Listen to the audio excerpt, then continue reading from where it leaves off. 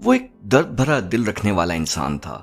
دفتر جاتے ہوئے اس نے پریس کلب کے سامنے ایک معقول صورت شخص کو دیکھا جو 2 بچوں کے ساتھ کھڑا تھا۔ وہ بچے 9-10 برس سے زیادہ عمر کے نہیں لگتے تھے۔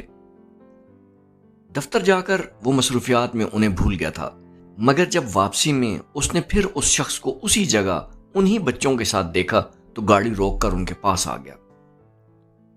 بھائی صاحب، کیا آپ صبح سے یہیں کھڑے ہیں؟ اس نے پوچھا۔ ہاں بھائی، اس آدمی نے گہری سانس لی، کئی گھنٹے ہو گئے ہیں کھڑے ہوئے۔ لیکن کیوں؟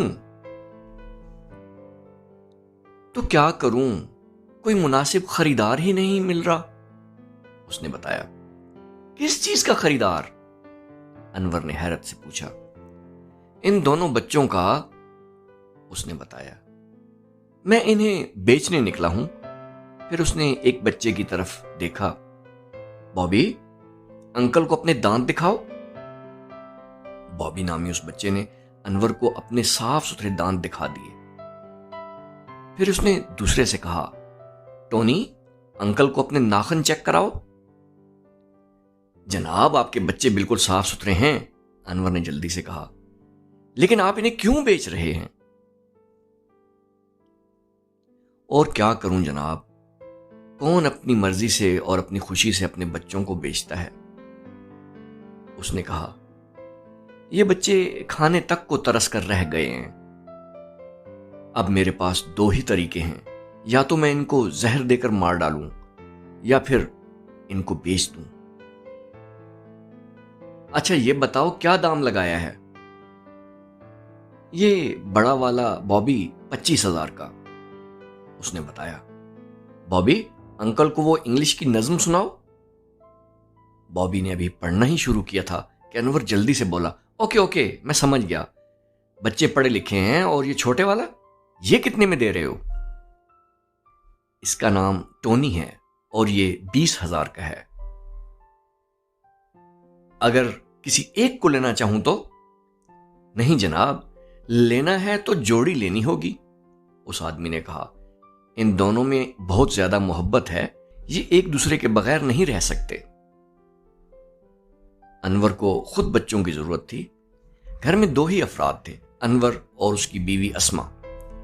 شادی کو 5 برس ہو چکے تھے، لیکن اولاد کے آثار نہیں پیدا ہو سکے تھے۔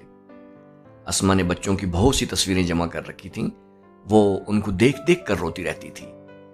محلے کے بچوں کو پکڑ کر لے آتی اور دن بھر ان کے ساتھ لگی رہتی۔ انور اس سے کہا کرتا تھا، خدا کی بندی، بچوں سے اتنی محبت نہ کیا کر، ورنہ لوگ تجھے بچے اغوا کرنے والے گروہ کی ممبر سمجھنے لگیں گے۔ تو کیا کروں، بغیر بچوں کے بھی تو نہیں رہ سکتی۔ ایک دن وہ انور کو ایک پیر صاحب کے پاس پکڑ کر لے گئی۔ پیر صاحب نے 500 لینے کے بعد کہا، ایسا کرو، جوشاندہ پیا کرو۔ جوشاندہ؟ لیکن وہ تو نزلے زکام کے لیے ہوتا ہے۔ یہ بتاؤ، ہم دونوں میں سے پیر کون ہے، میں یا تم؟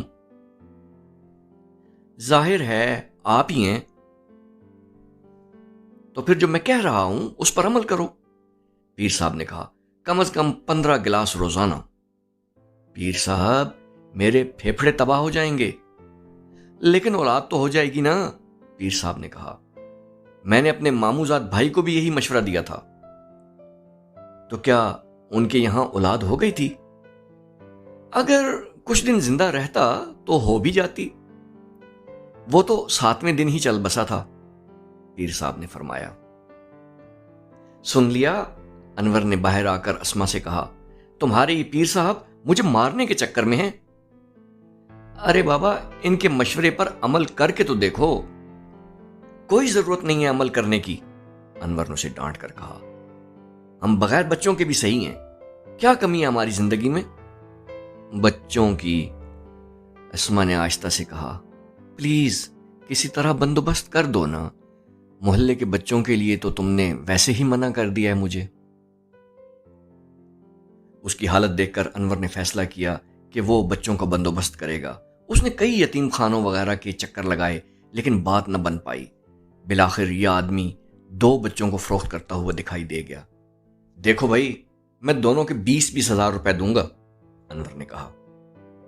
سوال ہی نہیں پیدا ہوتا، دونوں ہی بہت پیارے دانے ہیں۔ وہ آدمی ایک بچے کی طرف دیکھ کر مخاطب ہوا، بابی ذرا فلائنگ کک لگا کر دکھاؤ۔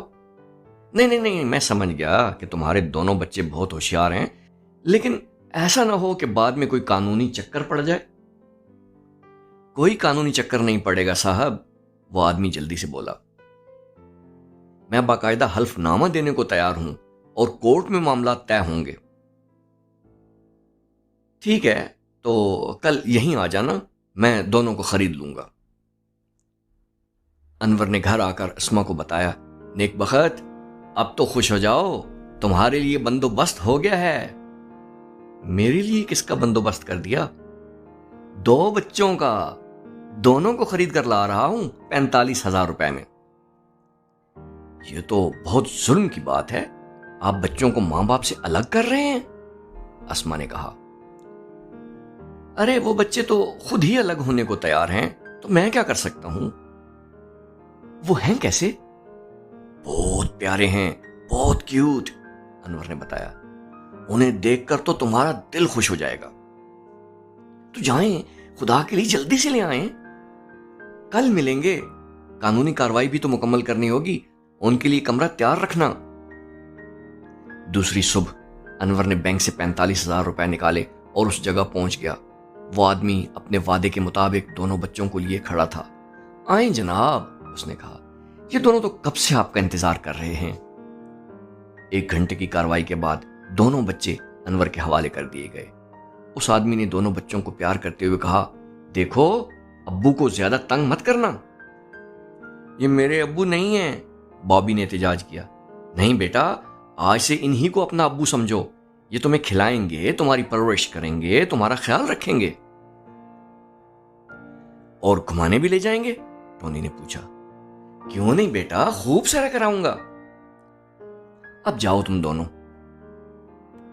بچے بھی عجیب مزاج کے تھے، انہوں نے مڑ کر بھی اپنے باپ کی طرف نہیں دیکھا اور گاڑی میں بیٹھ گئے۔ ابو، یہ گاڑی آپ کی ہے؟ بابی نے رستے میں پوچھا۔ ہاں بیٹا، یہ میری ہے، لیکن میرے امی ابو کے پاس تو بائک بھی نہیں تھی۔ بھائی تمہیں نہیں معلوم، ٹونی نے جیسے سمجھانے کی کوشش کی، جو اصلی ابو ہوتے ہیں نا، ان کے پاس کچھ نہیں ہوتا، اور جو نقلی ہوتے ہیں ان کے پاس سب کچھ ہوتا ہے۔ انور بچوں کی باتیں سن کر مسکرا رہا تھا۔ یہ اچھی بات تھی کہ بچے کچھ بے پرواہ قسم کے تھے، ورنہ ماں باپ سے جدا ہو کر آسمان سر پر اٹھا لیتے۔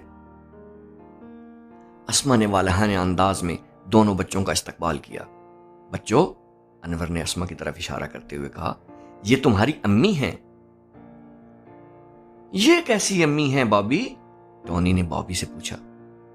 بھائی اب یہ جیسی بھی ہیں انہی پہ گزارا کرو، بابی نے کہا۔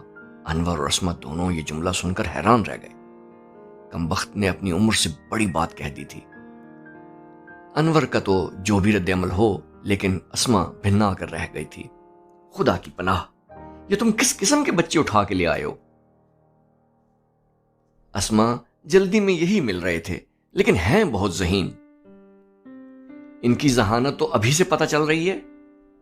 امی، بابی نے اسما کی طرف دیکھا، زور کی بھوک لگ رہی ہے، کھانے میں کیا ہے؟ واہ کیا بچے ہیں، اسما بڑبڑاتی ہوئی اندر چلی گئی۔ ابو آپ بہت اچھے ہیں، ٹونی نے کہا، لیکن یہ جو امی ہے نا، یہ کچھ پاگل سی معلوم ہوتی ہیں۔ ارے تو خود پاگل ہوگا، اسما کی آواز آئی۔ اس نے ٹونی کی بات سن لی تھی۔ پھر اس نے انور کی طرف دیکھا۔ انور پلیز واپس کراؤ ان بچوں کو۔ کیا پاگل ہو گئی ہو؟ ان بچوں پر 45,000 روپے خرچ ہوئے ہیں۔ اب تو ہم بھی کہیں نہیں جائیں گے، ٹونی نے کہا۔ واہ، ایک تو اتنی مشکل سے اپنے گھر سے جان چھوٹی، اور ایک آپ لوگ ہیں کہ ہمیں دوبارہ وہیں بھیجنا چاہ رہے ہیں۔ اچھا بابا، کوئی نہیں بھیج رہا، انور نے سے چوکر کہا، تم دونوں کو یہیں رہنا ہے۔ اسما نے ان دونوں کے لیے کمرہ ٹھیک کر دیا تھا۔ اس میں ان کی ضرورت کی ہر چیز رکھ دی تھی۔ ان کی تفریح کے لیے کمرے میں ایک ویڈیو گیم بھی رکھ دیا تھا۔ انور اور اسما بچوں کو ان کے کمرے میں بھیجنے کے بعد بہت دیر تک انہی کے بارے میں باتیں کرتے رہے. کس اسکول میں ایڈمیشن کرانا ہے، ان کی ڈریسنگ کیسی ہونی چاہیے، ان کو اڈاپٹ کرنے کی خوشی کی تقریب کب کرنی ہے، وغیرہ وغیرہ. دروازے پر ہونے والی دستک نے دونوں کو چونکا دیا. انور نے دروازہ کھولا. ٹونی کھڑا منہ بسور رہا تھا. کیا ہوا بیٹا؟ انور نے پوچھا. ابو، مجھے اس کمرے میں نہیں سونا، ٹونی نے کہا. میں تو آپ دونوں کے ساتھ سوؤں گا. ہم دونوں کے ساتھ؟ نہیں بیٹا، تمہارے لیے وہ الگ کمرہ ہے نا، تم وہاں جا کے سو جاؤ. نہیں، میں بابی کے ساتھ نہیں سوؤں گا، اور اگر آپ نے نہیں سلایا تو میں پھر زور زور سے رونے لگوں گا. اچھا رونے کی ضرورت نہیں ہے، آ جاؤ. اسما نے اسے دیکھ کر اپنا سر پیٹ لیا. یہ تم اس کو کیوں لے کر آ رہے ہو؟ بچہ ہے، ہمارے ساتھ سونے کی ضد کر رہا ہے، انور نے ڈرتے ڈرتے کہا. ہاں امی، صرف آج کی رات، ٹونی نے کہا. صرف ایک رات آپ کے ساتھ سونا ہے، اور کل سے میں اپنے کمرے میں سوؤں گا، اور بھائی آپ دونوں کے ساتھ سوئے گا. کیا؟ پھر بابی سونے کے لیے آ جائے گا؟ ہاں امی، باری باری، ایک رات میں تو ایک رات بابی، پھر ایک رات بابی تو ایک رات میں. انور، یہ بچے تو ناقابل برداشت ہوتے جا رہے ہیں، اسما دھیرے سے بولی. امی، آپ اور ابو باتیں کرتے رہیں، میں کچھ نہیں سن رہا. ٹونی نے دونوں کے درمیان لیٹ کر آنکھیں بند کر لیں. ٹھیک 4 بجے کے قریب بابی بھی اپنے بھائی کو ڈھونڈتا ہوا اس کمرے میں آن پہنچا. انور کو اسے بھی اپنے بستر پر سلانا پڑا. انور، کیا تم مجھے پاگل کرنے کے لیے ایسے بچے اٹھا لائے ہو؟ اسما دانت پیستے ہوئے بولی. ارے تو مجھے کیا معلوم تھا کہ یہ دونوں ایسے نکلیں گے؟ میں تو کہتی ہوں کہ ان کے باپ نے انہیں بیچا نہیں ہے، ان سے جان چھڑوائی ہے. اب جو بھی ہو، یہ بچے ہمارے گھر کے ہیں، ہمارے اپنے ہیں، ہمیں ان کے ساتھ ہی گزارا کرنا ہے. آپ دونوں اتنی باتیں کیوں کرتے ہیں؟ ٹونی اچانک بول پڑا. کیا آپ لوگوں کو نیند نہیں آتی؟ خواہ مخواہ ہماری نیند بھی برباد کر رہے ہیں. میرے خدا، یہ بچے ہیں کہ مصیبت ہیں، اسما بوکھلا کر بولی. یہ تمہارا ہی شوق تھا، اب خود ہی بھگتو. دوسرے دن وہ لوگ بہت دیر سے اٹھے. دونوں بچے کمرے میں موجود نہ تھے. خدا کی پناہ، کہاں چلے گئے یہ دونوں؟ انور نے پریشان ہو کر کہا. ایسا نہ ہو کہ بھاگ گئے ہوں. بھاگ جائیں تو ہی اچھا ہے.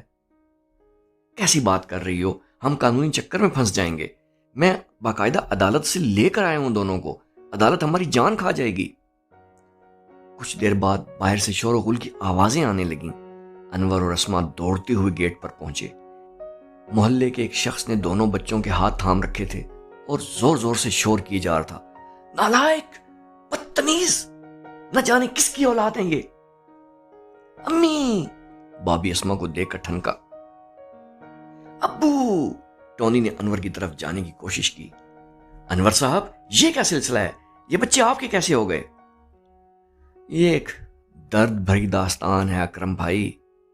آپ بتاؤ ہوا کیا ہے؟ اب کیا بتاؤں؟ یہ دونوں بچے میرے گھر میں گھس آئے تھے، اکرم نے بتایا. پھر ایک عجیب حرکت ان کمبختوں نے کر دی. سمجھ نہیں آتا آپ نے ان بچوں کو کیسی تربیت دی ہے. پھر اب سے پہلے تو ان کو کبھی یہاں دیکھا نہیں تھا، پھر یہ اچانک آپ کے بچے کہاں سے ہو گئے؟ میں نے بتایا نا کہ یہ ایک درد بھری داستان ہے. لیکن آپ کے ساتھ کیا ہوا تھا؟ وہ بھی ایک درد بھری داستان ہے انور بھائی، اکرم نے کہا اور پھر آواز نیچی کی. یہ کمبخت مجھ سے کہہ رہا تھا، انکل، انگلش فلموں میں جس طرح پیار کرتے ہیں آپ بھی آنٹی کو اسی طرح پیار کرو نا. لا حول ولا. انور اچھل پڑا.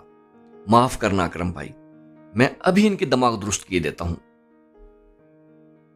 وہ دونوں بچوں کو پکڑ کر گھر لے آیا. چلو بچوں، اب تم دونوں اپنے گھر جانے کے لیے تیار ہو جاؤ. ہاں، واپس کریں ان کمبختوں کو. یہ اگر رہ گئے تو ہم اس محلے میں نہیں رہ سکیں گے. 1 گھنٹے بعد انور دونوں بچوں کو لے کر ان کے باپ کے پاس کھڑا تھا. خدا کے لیے بھائی اپنے بچے واپس لے لو، اس نے کہا. اب تو یہ نہیں ہو سکتا جناب، آپ سودے سے انکار نہیں کر سکتے. اب میں آپ کو پیسے کہاں سے واپس کروں گا؟ وہ تو سب ادھار میں چلے گئے۔ ارے بابا، تم سے پیسے کون واپس مانگ رہا ہے؟ بس تم اپنی امانت کو سنبھالو، ہمارے لیے یہی بہت ہے۔ مرضی ہے آپ کی، چھوڑ جائیے دونوں کو۔ دوسری شام کو دفتر سے واپسی پر انور کو وہی آدمی ایک 5 اسٹار ہوٹل کے سامنے بیٹھا ہوا دکھائی دیا۔ اس کے ساتھ وہی دونوں بچے تھے اور اس کے ہاتھ میں ایک پلے کارڈ تھا جس پر لکھا ہوا تھا بچے برائے فروخت۔